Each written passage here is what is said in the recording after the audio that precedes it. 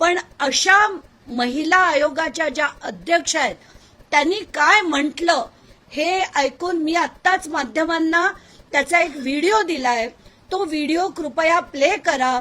त्याच्यात त्या म्हणतात की आत्ता आषाढी एकादशी झाली, त्या व्हिडिओमध्ये म्हणतात, तर ज्यांना पांडुरंगाचं दर्शन घेता आलं नाही तर ते पांडुरंगाचं दर्शन इथे घ्यावं.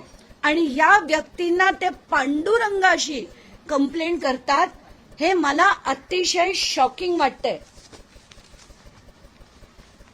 माझा फोन कुठेतरी राहिला, मला वाटतं आत राहिला असेल, नाहीतर मी हे तुम्हाला ऐकवलं असतं की त्याच्यात आषाढी एकादशीला पांडुरंगाचं रूप तुमच्या समोर आहे आणि रुक्मिणी म्हणजे त्यांच्या पत्नीना, अशोक खरा त्यांच्या पत्नीना त्या पांडुरंगाची रुक्मिणी म्हणतात.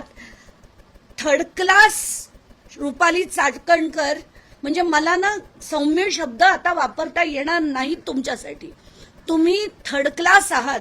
आणि अशा बाईंना ज्या इतके अघोरी प्रकार करतात त्या बाईंना मला एकच सांगायचंय, खबरदार तुम्ही पांडुरंगाचं नाव जरी काढलं तर आता तुमच्या विरुद्ध लढायला महाराष्ट्राच्या प्रत्येक स्त्रीने हजर झालं पाहिजे.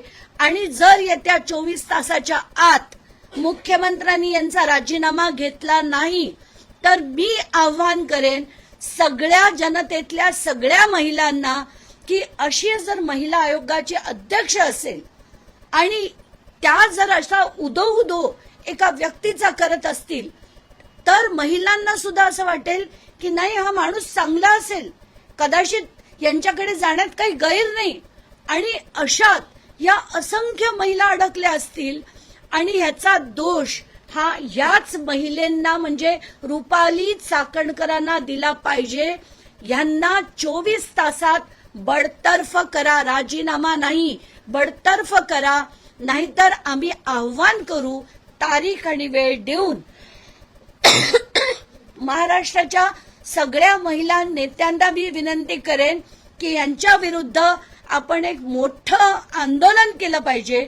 जोपर्यंत ही बाई त्या महाराष्ट्राच्या अध्यक्षता पदावरनं जात नाही तोपर्यंत तिथे ठिय्या आंदोलन आपण दिलं पाहिजे असं मी आज जाहीर करते. महाराष्ट्राच्या उपमुख्यमंत्री, मुख्यमंत्री सगळ्यांना माझी विनंती आहे, सुनेत्रा पवारांना माझी विनंती आहे, तुम्ही एक महिला आहात, अशी बाई तुम्हाला महिला आयोगाच्या अध्यक्षपदी चालेल का? नसेल तर तुमच्या पक्षात आहेत, तात्काळ त्यांना बडतर्फ करा, राजीनामा नाही बडतर्फ करा असं सुनेत्रा पवारांना मी आवाहन करेन. आणि गृहमंत्री जर आज काही बोलले नाहीत तर त्यांना मी गृहमंत्री पण म्हणणार नाही, त्यांना मुख्यमंत्री पण म्हणणार नाही. आणि महिलांचा इतका म्हणजे किळसवाणी घाण वाटली. काल मी त्यातले जे काही 1-2 व्हिडिओ बाहेर आले होते, मी त्याच्यातले असंख्य व्हिडिओ बघितले आणि म्हणून हा इतका मनस्ताप झालाय मला. त्याचे जे फोटो बघितले, व्हिडिओ बघितले, अतिशय घाण वाटली. त्याचे पीडित लोकांशी जेव्हा बोलले खूप घाण वाटली. आणि मला असं वाटतंय आत्ताच्या घटकेला ताबडतोब रुपाली चाकणकरांचा राजीनामा, त्यांना अटक, त्यांची चौकशी ही तात्काळ झाली पाहिजे.